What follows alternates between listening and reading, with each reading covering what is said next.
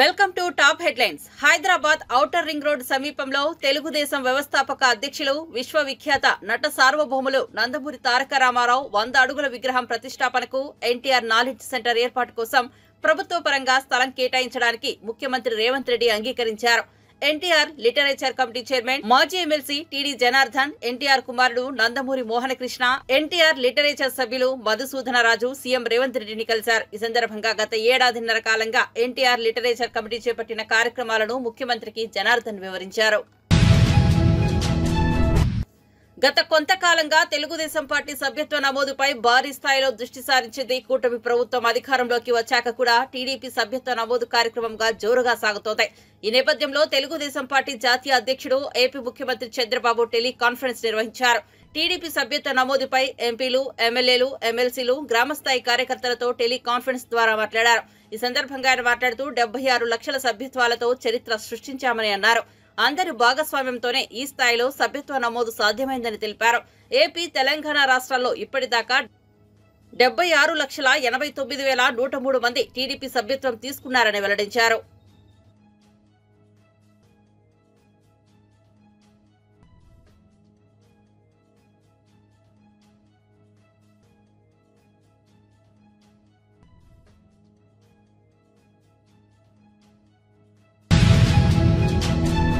Pushpa 2 premiere show సందర్భంగా హైదరాబాద్ సంధ్యా theatre వద్ద జరిగిన తొక్కిసలాటలో రేవతి అనే మహిళ మృతి చెందడం, ఆమె కుమారుడు శ్రీతేజ్ తీవ్రంగా గాయపడి ఆసుపత్రిలో చికిత్స పొందుతుండడం తెలిసిందే.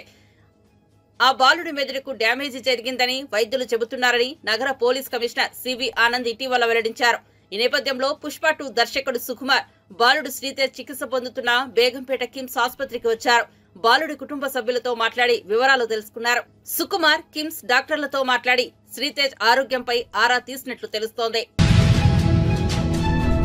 రాబోయే రోజుల్లో బుక్ ఫేర్ లాంటి కార్యక్రమాలను ప్రోత్సహిస్తామని సీఎం రేవంత్ రెడ్డి అన్నారు. హైదరాబాద్ లోని ఎన్టీఆర్ స్టేడియంలో 37వ హైదరాబాద్ బుక్ ఫేర్ ను ఆయన ప్రారంభించారు. బుక్ స్టాల్ ను పరిశీలించారు. అనంతరం మాట్లాడుతూ ప్రస్తుత డిజిటల్ యుగంలో పుస్తకాల ప్రాధాన్యత తగ్గుతోందని చెప్పారు.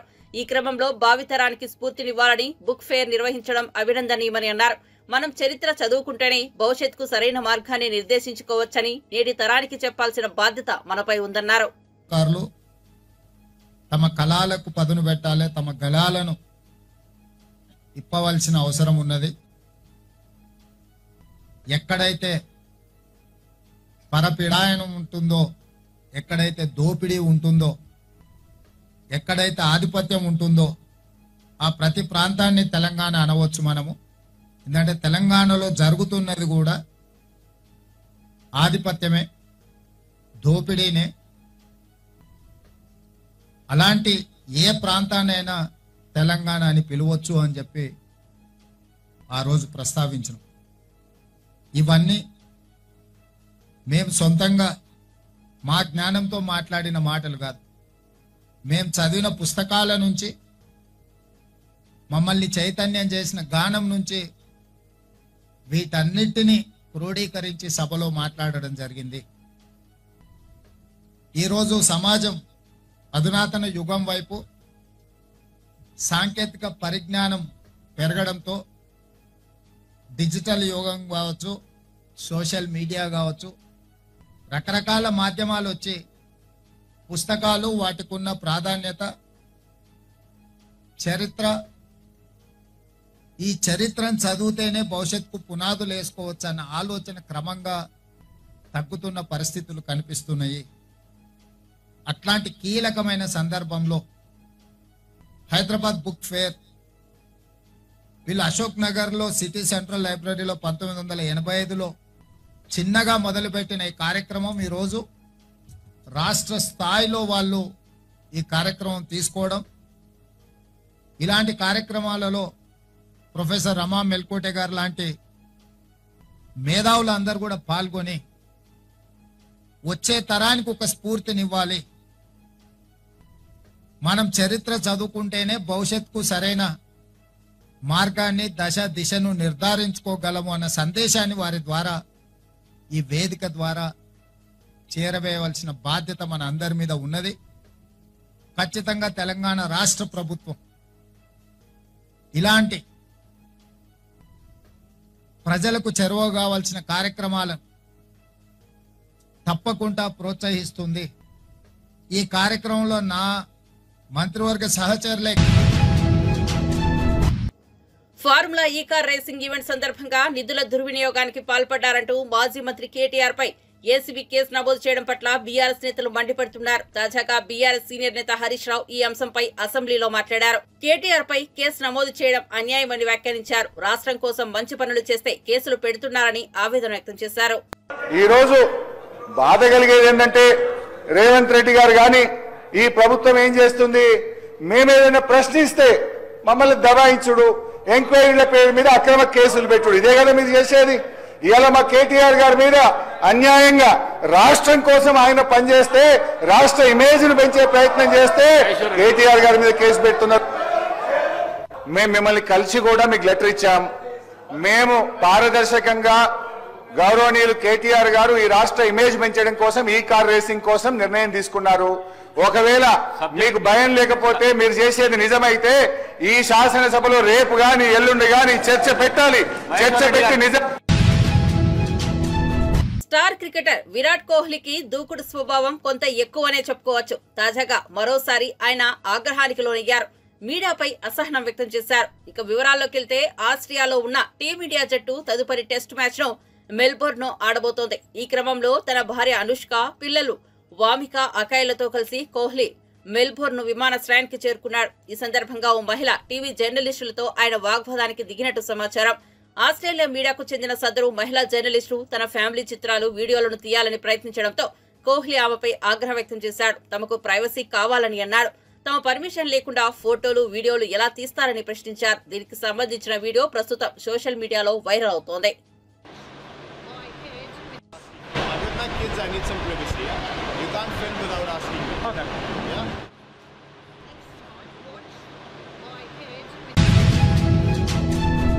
అమరావతి నిర్మాణాలను 3 ఏళ్లలో పూర్తి చేయాలని కేబినెట్ నిర్ణయించిందని మంత్రి కొలుసు పార్థసారథి పేర్కొన్నారు. కేబినెట్ భేటీ అనంతరం ఆయన మీడియాతో మాట్లాడారు. సిఆర్డీఏ 42, 43 సమావేశాల్లో తీసుకున్న నిర్ణయాలకు మంత్రివర్గం ఆమోదం తెలిపిందని మంత్రి స్పష్టం చేశారు. రాజధాని నిర్మాణం కోసం ఇవ్వటం జరిగిందని చెప్పేసి మనం చేస్తాను. అదేవిధంగా 33,717 ప్రాజెక్టులు వివిధ దశల్లో ఉన్నాయి. పైపులు సప్లై చేస్తాం కానీ, లేదా కొంత పని ప్రారంభించడం కానీ, వాటన్నిటినీ కూడా నిర్దిష్ట సమయంలో పూర్తి చేయడానికి అనుమతి మంజూరు చేయడం జరిగిందని చెప్పేసి మనం చేస్తాను. దీంట్లో ప్రధానంగా 3 ప్రాజెక్టులు, పులివెందుల్లో త్రాగునీటి ప్రాజెక్టు, అదేవిధంగా ద్రోణాచలం, ఉద్దానం. అంటే ఇక్కడ తీవ్ర నీటి సమస్యలు ఉన్నాయి కాబట్టి ఈ ప్రాజెక్ట్స్ని కంటిన్యూ చేసి కంప్లీట్ చేయాలని చెప్పేసి మరి నిర్ణయించడం జరిగింది.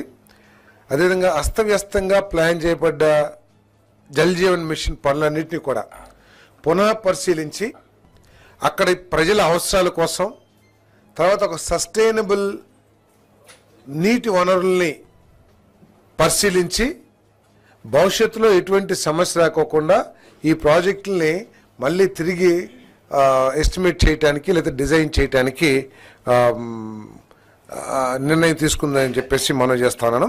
దీంట్లో గత ప్రభుత్వం ఎంత నిర్లక్ష్యంగా వ్యవహరించిందంటే, ఈ జల్ జీవన్ మిషన్ యొక్క ముఖ్య ఉద్దేశం ఏంటంటే సస్టైనబుల్ వాటర్ సోర్స్, నదులు కానివ్వండి, లేకపోతే రిజర్వాయర్స్ కానివ్వండి, లేకపోతే చెరువులు కానీ, సర్ఫేస్ వాటర్ కానివ్వండి, వీటి ద్వారా త్రాగునీటి వసతి ఏర్పాటు చేయాలి. ఎందుకంటే ఇది పర్మనెంట్, తర్వాత కొంత ప్యూరిటీ వాటర్ ఉంటుంది. కానీ ఈ ప్రభుత్వం బాధ్యతారహితంగా బోర్లు వేసేసి ఆ బోర్లతోనే అదే నీటిని, ఎందుకంటే ఎండిపోయే అవకాశం ఉంటుంది. సో ఇవన్నీ కూడా ఆలోచన చేయకోకుండా చేయటం, ఈ జల్ జీవన్ మిషన్ని పూర్తిగా వినియోగించుకోలేకపోవటం గత ప్రభుత్వం యొక్క ఫెయిల్యూర్ అని చెప్పేసి కూడా నేను మనవి చేస్తా ఉన్నాను. నేను తర్వాత అత్యంత ముఖ్యమైన నిర్ణయాలు ఏమిటంటే, అమరావతి ఇప్పటి వరకు డోలాయమానంలో ఉన్న అమరావతి గత ప్రభుత్వ నిర్వాహకం మూలంగా కానివ్వండి, తీసుకున్న అసంబద్ధ నిర్ణయాల మూలంగా కానివ్వండి, ఈ రాష్ట్రానికి రాజధాని లేకుండా పోయిన విషయం రాష్ట్ర ప్రజలందరూ కూడా తెలుసు.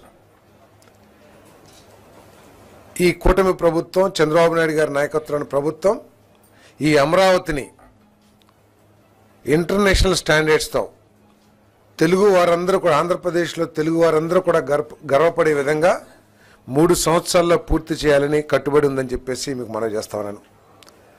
దాంట్లో భాగంగానే తిరుమల తిరుపతి దేవస్థానంపై తెలంగాణ బీఆర్ఎస్ నేత శ్రీనివాస్ గౌడ్ చేసిన అనుచిత వ్యాఖ్యలకు మడకసిర టీడీపీ ఎమ్మెల్యే ఎంఎస్ రాజు స్ట్రాంగ్ కౌంటర్ ఇచ్చారు. తెలంగాణలో బీఆర్ఎస్ ఉనికిని కాపాడుకునేందుకే శ్రీనివాస్ గౌడ్ అలా మాట్లాడారని కొట్టిపారేశారు. టీటీడీలో ఎలాంటి వివక్షకు తావులేదని తెలిపారు. టీటీడీపై శ్రీనివాస్ గౌడ్ వ్యాఖ్యలు అర్ధరహితమని చెప్పారు. తిరుమలకు 60,000 మంది భక్తులు వస్తుంటారని, కులము ప్రాంతము చూసే పరిస్థితి ఉండదన్నారు. పార్టీ ఉనికి అస్తిత్వం కోసమే టీటీడీపై శ్రీనివాస్ గౌడ్ వ్యాఖ్యలు చేశారని మండిపడ్డారు. ప్రాంతీయ వాదం తత్వంతో వచ్చిన పార్టీ నేత శ్రీనివాస్ గౌడ్ అని వ్యాఖ్యానించారు. ఆలయ అధికారులు, పూజలు, ఉద్యోగులు ఎవరి పట్ల వివక్ష చూపరని తెలిపారు. తెలుగు ప్రజల మధ్య విద్వేషాలు రెచ్చగొట్టేలా శ్రీనివాస్ గౌడ్ మాట్లాడడం సరికాదన్నారు. ప్రెస్టేషన్ లో శ్రీనివాస్ గౌడ్ మాట్లాడారని, దేవుడి దగ్గర అందరూ సమానమే అన్న విషయాన్ని గుర్తుపెట్టుకోవాలని ఎంఎస్ రాజు సూచించారు.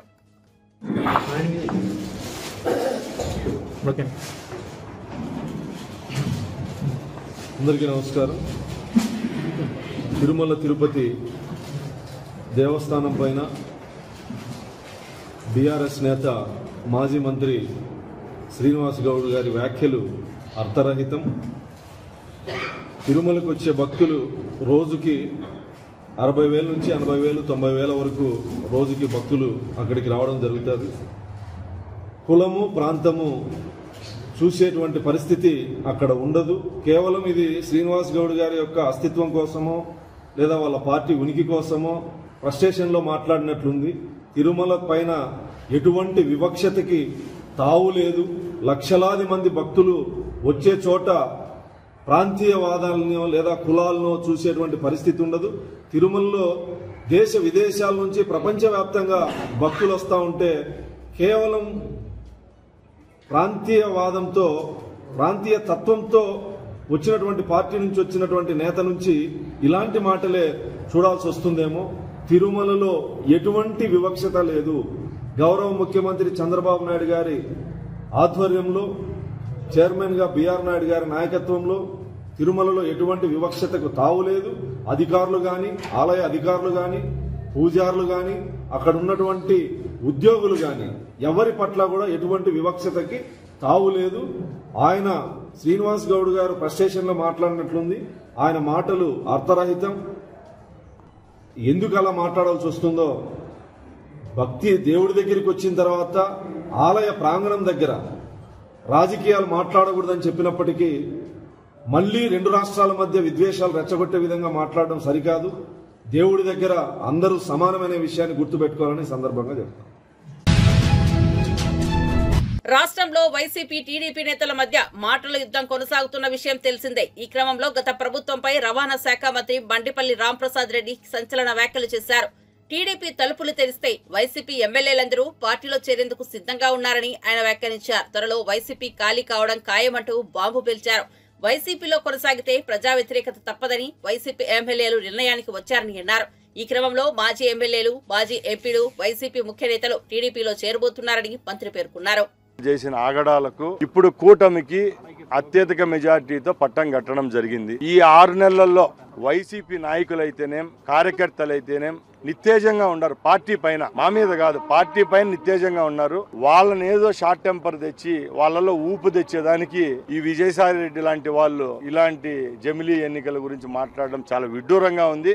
ఏదైనా ఒక ఎలక్షన్ రావాలనుకుంటే దానికి చాలా సిస్టమ్ ఉంటుంది. గత 2 రోజుల ముందు మా గౌరవ ముఖ్యమంత్రి గారు స్టేట్మెంట్ ఇవ్వడం కూడా జరిగింది. భారతదేశంలో లోక్సభ ఎలక్షన్లు, అలాగే కొన్ని రాష్ట్రాలు, ఆంధ్ర అనుకోండి, ఇంకా 2-3 రాష్ట్రాలకు ఒకేసారి ఎలక్షన్ జరిగే సంస్కృతి ముందు నుంచి ఉంది. కాబట్టి ఇక్కడ జమిలీ ఎలక్షన్లు అయితే రావు. వచ్చేది 29లోనే. ఈరోజు విజయసాయి రెడ్డి గారు అలాగే వైసీపీ నాయకులు చేస్తా ఉండేది ఎందుకంటే వాళ్ళ పార్టీలో ఎవరైతే నిత్తేజంగా ఉండే క్యాడర్ను వాళ్ళు లేపేదానికి ఇలాంటి స్టేట్మెంట్లు ఇస్తున్నారే తప్పక ఎక్కడ ఈ డిస్కషన్ అయితే జరగడం లేదు. మేము 6 నెలల్లోనే ఏవైతే సంక్షేమ పథకాలు చెప్పామో అవి చేసి చూపిస్తున్నాం. ఇంకా చంద్రబాబు నాయుడు గారి నాయకత్వం. BRS working president MLA KTR పై నమోదైన కేసుపై కాంగ్రెస్ నేత అద్దంకి దయాకర్ స్పందించారు. ఈ మేరకు ఆయన ఓ వీడియో విడుదల చేశారు. బీఆర్ఎస్ హయాంలో కేబినెట్ అనుమతి లేకుండానే కేటీఆర్ ఏకపక్షంగా నిర్ణయాలు తీసుకున్నారని అన్నారు. కేటీఆర్ స్వయంగా నిధుల దుర్వినియోగం చేశారని ఆరోపించారు. కేటీఆర్ విచారణకు సహకరించాలని అన్నారు. ఈ వ్యవహారంలో చట్టం తన పని తాను చేసుకుపోతోందని తెలిపారు. ఫార్ములా రేసు పూర్వాపరాలు అనుమతి లేకుండానే హెచ్ఎండిఏ ఒప్పందం చేసుకోవడం, ఆర్బీఐ అనుమతి లేకుండానే 46 కోట్ల మేర విదేశీ కరెన్సీ చెల్లించడం వంటి వ్యవహారాలపై కేటీఆర్ పై కేసు నమోదైంది. ఇందులో కేటీఆర్ తో పాటు అప్పటి ప్రత్యేక ప్రధాన కార్యదర్శి అరవింద్ కుమార్ ను చీఫ్ ఇంజనీరింగ్ పైన కేసు నమోదు చేశారు. ప్రివెన్షన్ ఆఫ్ కరప్షన్ చట్టం కింద కేటీఆర్ మీద ఎఫ్ఐఆర్ నమోదవడం అనేది సాధారణమే. ఎందుకంటే గత కొన్ని రోజులుగా ఏసీబీ ఈ అంశాల పట్ల సమగ్రమైన విచారణ చేపట్టడం ఒకటి, ఫార్ములా ఈ రేస్ కార్ల విషయంలో తాను తీసుకున్న నిర్ణయాలు ఏకపక్షంగా ఉండడమే కాకుండా కేబినెట్ అప్రూవల్ లేకుండానే నేరుగా నిధుల వినియోగం జరిగిందనేది అభియోగం ఉంది. దాని విషయంలో చట్టం తన పని తను చేసుకుపోతున్న క్రమం. అందుకనే మనోడు ప్రతిసారి అరెస్ట్ చేసి చేసుకోండి, పెడితే కేసులు పెట్టుకోండి, ఏం పీక్కుంటారో పీక్కోండి అని ఇలాంటి మాటలు అందుకే వస్తున్నాయి అనేది మనకు దీని ద్వారా అవగతం అవుతున్నది. అంటే కాంగ్రెస్ ప్రభుత్వం ఆధారాలు లేకుండా స్పష్టమైన విచారణ మీద నమ్మకంతోనే ఎలాంటి చర్యలకైనా పూనుకుంటుంది. ఈ విషయాన్ని బీఆర్ఎస్ కానీ ఇతర ఎవరైనా కూడా ఆలోచించాల్సిన అవసరం ఉంది. ఊరికే బట్టగాల్చి మీదేసుడే, ఆధారాలు లేకుండా అరెస్ట్ చేసుడే అనేది కాంగ్రెస్ ప్రభుత్వం చేయదు. కాబట్టి కేటీఆర్ ఇష్టానుసారంగా ప్రజల నిధులను ప్రభుత్వం రూపంలో దుర్వినియోగం చేయడం అన్నది వాస్తవం. ఈ కేసు పూర్తి వివరాలు వచ్చిన తర్వాత అసెంబ్లీలో చర్చన, లేదంటే పబ్లిక్గా ఏ విధంగా వాళ్ళు డిఫెండ్ చేసుకుంటారనే అంశాన్ని పక్కన పెడితే ఈరోజు అవినీతి జరిగిందన్న మాట వాస్తవం. దానికి 1, 2, 3 ఆధారాలు ఉన్నాయి. అవి పోలీస్ అధికారులు చెప్పడం అనేది లేకపోతే అఫీషియల్గా రావడం అనేది అవసరం. కాబట్టి ఈరోజు ముఖ్యమంత్రి కొడుకుగా, నాటి పురపాలక శాఖ మంత్రిగా హైదరాబాద్ నడిబొడ్డున ఎలాంటి పర్మిషన్స్ లేకుండా అది చేయడాన్నే ప్రజలు వ్యతిరేకించారు, సెక్రటరియట్ చుట్టూ మిగతా ఇతరత్ర. కానీ నిధులు కూడా ఇష్టానుసారంగా వాడుకునే హక్కు ఎవరు ఇచ్చిందనే విషయంలోనే ఈ కరప్షన్ ఛార్జెస్ అనేది చేయడం జరిగింది. కాబట్టి ఈరోజు ఏ విధంగా పోలీసులు ముందుకు పోతారు, ఏ విధంగా చట్టపరమైన అంశాల్లో ముందుకు పోతారనే విషయంలో ప్రభుత్వం నిర్ణయం తీసుకుంటుంది. కానీ ఒక విషయం గుర్తుపెట్టుకోండి, తప్పును డిఫెండ్ చేసుకోలేరు. తప్పు జరిగిపోయిన తర్వాత, ఆధారాలు దొరికిన తర్వాత ఇంకా ఏ విధంగా తప్పించుకుంటారో చూడాల్సిన అవసరం ఉంది. కాబట్టి ఇప్పటికైనా వాళ్ళు చేసిన తప్పుల విషయంలో మరీ మొండిగా వాదించకుండా, రాజకీయాలు చేయకుండా, కక్ష సాధింపు చర్యలు అనకుండా విచారణకు సహకరించి ఆ విషయంలో ప్రభుత్వానికి సహకరించాలన్నది మా యొక్క డిమాండ్. ప్రపంచంలో ఏ నియంత చేయని దుర్మార్గాలను చంద్రబాబు చేస్తున్నారని వైఎస్ఆర్సీపీ నేత గడికోట శ్రీకాంత్ రెడ్డి విమర్శించారు. తాడేపల్లిలోని వైఎస్ఆర్సీపీ ప్రధాన కార్యాలయంలో శ్రీకాంత్ రెడ్డి మీడియాతో మాట్లాడారు. చంద్రబాబు తనపై ఉన్న కేసులన్నింటిలో తనకు తానే క్లీన్ చిట్ ఇచ్చుకోవడం హాస్యాస్పదంగా ఉందన్నారు. ఫైబర్ నెట్ స్కామ్ కానీ, రాజధానిలో అసైన్మెంట్ ల్యాండ్స్ స్కామ్ కానీ, ఇన్నర్ రింగ్ రోడ్ స్కామ్స్ కానీ, ఇవన్నీ కూడా నీరుగార్చే విధంగా తను వ్యవహరించుకుంటూ తనకు తానే క్లీన్ చిట్ ఇచ్చుకుంటూ తన వాళ్ళకు క్లీన్ చిట్ ఇస్తూ ఆ కేసును నీరుగార్చే విధంగా, ఆ కేసులలో ఇతను ఏం తప్పు చేయని విధంగా తనే జడ్జిమెంట్ కూడా తనే ఇచ్చుకుంటూ చేస్తున్నట్టు వ్యవహారం చాలా హాస్యాస్పదంగా అనిపిస్తూ ఉంది. ఒక పక్కన ఆ రకంగా కేసును నీరుగారుస్తూ తనకు తాను ఏ తప్పు చేయలేదు అని చెప్పి తనకు తాను ప్రకటించుకుంటూ తనకు తాను జడ్జిమెంట్ ఇస్తూ ఉంటే రాష్ట్ర ప్రజలంతా కూడా ఆశ్చర్యపోతున్నారు. మరొక పక్కన ప్రజాస్వామ్య విలువలను తూడ్చిపొచ్చారు. న్యాయ వ్యవస్థకు సంబంధించినటువంటి జడ్జిలపైన నిఘా వ్యవహరించడం, వాళ్ళని కూడా భయభ్రాంతులకు గురి చేసే విధంగా వ్యవహరిస్తుండడం ఎంతవరకు సమంజసం? ఇదంతా కూడా ఎవరు గమనించలేదు అని అనుకుంటున్నారు. న్యాయ వ్యవస్థను కూడా బెదిరించేటువంటి పరిస్థితులు, భయపడించే పరిస్థితులు, ప్రజాస్వామ్య విలువలంటే ఇంకా అది ఏ రకంగా కూడా లేకుండా చేస్తున్నారు. వాళ్ళ యొక్క అజెండా కోసం ఇతరులను భయభ్రాంతులకు గురి చేయడం కోసం 4 IPS ఆఫీసర్ను సస్పెండ్ చేసిన విధానం చూస్తున్నప్పుడు, మిగిలిన అధికారులను వాళ్ళు బెదిరిస్తున్నటువంటి తీరు, వ్యవహరిస్తున్నటువంటి తీరు చూసినప్పుడు, గతంలో ఎప్పుడు కూడా ఇటువంటి రోజులు ఎక్కడా చూసిండరు. నియంత పరిపాలనలో కూడా, రాచరిక పరిపాలనలో కూడా ఇలాంటివి ఉండవు అని చెప్పి చాలామంది మనసు విప్పి మాట్లాడుతున్నారు. ఇటువంటి పరిస్థితులు రాష్ట్రంలో ప్రస్తుతం కనిపిస్తున్నాయి. ఈ పరిస్థితులు ఉన్నాయి కదా అని చెప్పి కొంతమంది యువత ఈ రాష్ట్రంలో జరుగుతున్నటువంటి పరిణామాలపైన, ఈ రాష్ట్రంలో జరుగుతున్నటువంటి సిచ్యువేషన్స్ని కొద్ది గొప్ప ప్రజలకు చెప్పడానికి ప్రయత్నం చేసి న్యాయపరంగా ఈ తప్పులు ఉన్నాయని చెప్పి సోషల్ మీడియాలో పెడితే వాళ్ళపైన కక్ష సాధింపు చర్యలు, ఇళ్ళకెళ్ళి బెదిరించడాలు, కనీసం నెంబర్ ప్లేట్ లేనటువంటి వాహనాల్లో వెళ్ళటం, సివిల్ డ్రెస్సెస్లో వెళ్ళటం, ఐడి కార్డు చూపించమంటే లేదు అనటం, అవతల వ్యక్తులకు ముసుగు కప్పటం, ఇలాంటి వివరాలు చేస్తున్నారు అని అంటే ఇవన్నీ చాలా కాలంగా నడుస్తాయని మీరు అనుకుంటున్నారు. ప్రపంచంలో పెద్ద పెద్ద నియంతలే కాలగర్భంలో కలిశారు. మీరెంత? ఎందుకు ఇలాంటి భయాందోళనకు గురి చేస్తున్నారు? మొట్టమొదటిగా మీరెందుకు ఇంత వరంగల్ నియోజకవర్గం లగచర్లలో ప్రభుత్వ అధికారులపై దాడి కేసులో అరెస్టైన బీఆర్ఎస్ మాజీ ఎమ్మెల్యే పట్నం నరేందర్ రెడ్డి జైలు నుంచి విడుదలయ్యారు. ఆయనకు బీఆర్ఎస్ నేతలు, కార్యకర్తలు ఘన స్వాగతం పలికారు. గత నెలలో ప్రజాభిప్రాయ సేకరణ కోసం లగచర్ల గ్రామానికి వెళ్లిన జిల్లా కలెక్టర్, ఇతర అధికారులపై రైతులు తిరగబడడం తెలిసిందే. ఈ ఘటనకు ప్రభుత్వం తీవ్రంగా పరిగణించింది. పోలీసులు కొడంగల్ మాజీ ఎమ్మెల్యే పట్నం నరేందర్ రెడ్డితో పాటు పలువురు రైతులను కూడా అరెస్ట్ చేశారు. వీరికి కోర్టు జ్యుడిషియల్ రిమాండ్ విధించింది. నాంపల్లి స్పెషల్ కోర్టు పట్నం నరేందర్ రెడ్డితో పాటు రైతులకు బెయిల్ మంజూరు చేయడంతో విడుదలయ్యారు. అనంతరం పట్నం నరేందర్ రెడ్డి మీడియాతో మాట్లాడుతూ రాజకీయ కుట్రలో భాగంగానే తనపై కేసు పెట్టారని మండిపడ్డారు. దీని వెనుక రేవంత్ రెడ్డి సోదరుడు తిరుపతి రెడ్డి కుట్ర ఉందని ఆరోపించారు.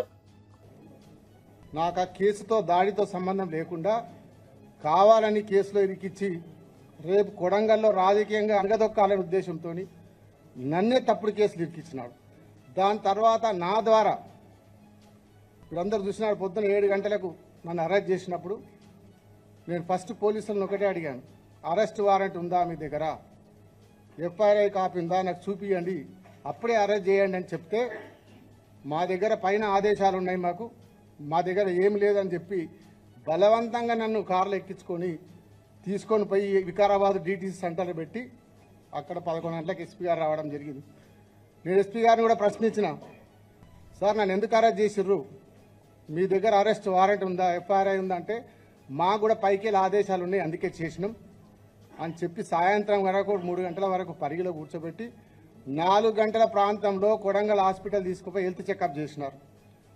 ఆ హెల్త్ చెకప్ టైంలో అన్ని పేపర్ల మీద నా దగ్గర సైన్ పెట్టించుకొని నాకు చదవడానికి కూడా అవకాశం ఇవ్వకుండా, మా అడ్వకేట్ చదువుకోవడానికి వీలు లేకుండా డైరెక్ట్గా జడ్జి గారి ముందర ప్రొడ్యూస్ చేసినారు.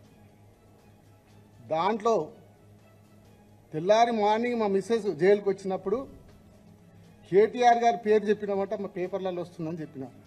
అప్పటి వరకు నాకు తెలియదు. కేటీఆర్ గారి పేరు రాసి రిమాండ్ రిపోర్ట్లో పెట్టి జడ్జికి సబ్మిట్ చేసిరంటే ఎంత కుట్ర జరుగుతుందో ప్రభుత్వం పోలీసులు కలిసి.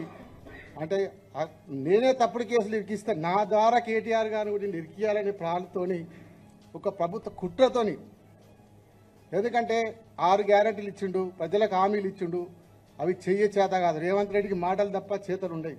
కొడంగల్ ప్రజలకు తెలుసు, నాకు తెలుసు, 10 ఏళ్ల నుంచి చూస్తున్నాం. ఒట్టి మాటలే, చేతలు ఉండవు. మళ్ళా ఆ చేతలలో అన్ని మాటలు ఇచ్చి చేతలు చెప్పిండు కాబట్టి ప్రజలను మోసం చేసిండు కాబట్టి ప్రజలను డైవర్ట్ చేయడానికినే ఒక్కొక్క కేసు పెడతా ఉంటాడు. ఈరోజు చూసినారు, నాకు ఇప్పుడే బెయిల్ వస్తుంది, ఒక పక్క మళ్ళీ కేటీఆర్ గారి మీద కేసు పెట్టి అది డైవర్ట్ చేయాలి, మళ్ళీ ఇది ఒక 6 నెలలు గడపాలి. ఇట్లా గడుపుకుంటూ ప్రజలకు మోసం చేసుకుంటూ ఇచ్చిన గ్యారంటీ ఒక్కటి కూడా అమలు చేయకుండా ముఖ్యమంత్రి ప్రజలను ఫార్ములా ఈ-కార్ రేసింగ్ ఈవెంట్ లో నిధుల దుర్వినియోగం జరిగిందంటూ తనపై ఏసీబీ కేసు నమోదు చేసిన నేపథ్యంలో బీఆర్ఎస్ పార్టీ వర్కింగ్ ప్రెసిడెంట్ మాజీ మంత్రి కేటీఆర్ హైదరాబాద్ తెలంగాణ భవన్ లో మీడియా సమావేశం ఏర్పాటు చేశారు. ఏదో కుంభకోణం జరిగిందని లీకులు ఇస్తున్నారని, దమ్ముంటే కార్ రేసింగ్ అంశంపై చర్చ పెట్టాలని సవాల్ విసిరారు. 2023 ఫిబ్రవరిలో నిర్వహించిన ఈ రేసుకు ఎంతో మంది ప్రముఖులు హాజరయ్యారని వివరించారు. కార్ రేసింగ్ ఈవెంట్ క్రెడిట్ పొందేందుకు బీజేపీ కూడా ప్రయత్నించిందని కేటీఆర్ పేర్కొన్నారు. కేంద్రం సహకారంతోనే రేసింగ్ ఈవెంట్ సాధ్యమైందని కిషన్ రెడ్డి చెప్పుకున్నారని, ఈ కార్ రేసింగ్ ను ముంబైలో జరపాలని నితిన్ గడ్కరీ ప్రయత్నించారని వివరించారు. పెడితే ఈరోజు జినోమ్ వ్యాలీ నుంచి ప్రపంచవ్యాప్తంగా మనకి వ్యాక్సిన్ల ఉత్పత్తికి అదొక కేంద్రమైంది, ఒక హబ్ అయింది. అంటే మొక్క ఒకరు నాటొచ్చు, విత్తనం ఒకరు పెట్టొచ్చు, కానీ దాని ఫలాలు అల్టిమేట్గా భవిష్యత్ తరాలకు అందుతాయి. అట్లా ముందు చూపుతో కొన్ని కార్యక్రమాలు ప్రభుత్వాలు చేయాలి, చేస్తాయి. బుద్ధున్న ప్రభుత్వం అంటే చేస్తుంది. మేము కూడా ఏమనుకున్నామంటే తెలంగాణలో కేసీఆర్ గారి నాయకత్వంలో ఆటోమొబైల్ మరియు ఈ రెన్యూవబుల్ ఎనర్జీ ఎలక్ట్రిక్ వెహికల్స్ దీనికి తెలంగాణ భారతదేశంలోనే కేంద్రంగా ఉండాలి అనే ఎజెండాతో ప్రయత్నాలు ప్రారంభించే క్రమంలో స్టడీ చేశాం. చెన్నైలో ఒక ఆటోమొబైల్ కేంద్రం ఉంది, అక్కడ చాలా కంపెనీలు, ఫోర్డ్ లాంటి కంపెనీలు మ్యానుఫ్యాక్చరింగ్ పెట్టాయి. అట్లాగే పూణేలో కొన్ని ఆటోమొబైల్ పార్ట్స్ తయారు చేసే కంపెనీలంతా కూడా అక్కడ ఉన్నాయి.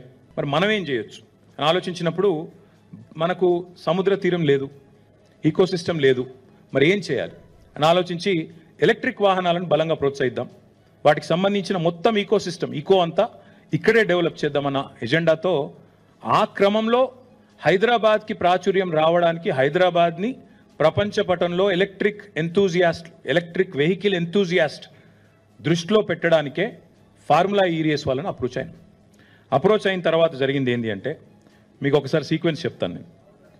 మనము వాళ్ళతోన అప్రోచ్ అయ్యి ఒక మొట్టమొదటి అగ్రిమెంట్ ఎప్పుడు సైన్ చేశామంటే 25 అక్టోబర్ 2022. ఇది వరుసగా 4 సీజన్స్ కోసం సైన్ చేశాం. ఇదేదో రేసు కోసమో రేస్ నుండి వచ్చే గ్లామర్ కోసమో చేసింది కాదు.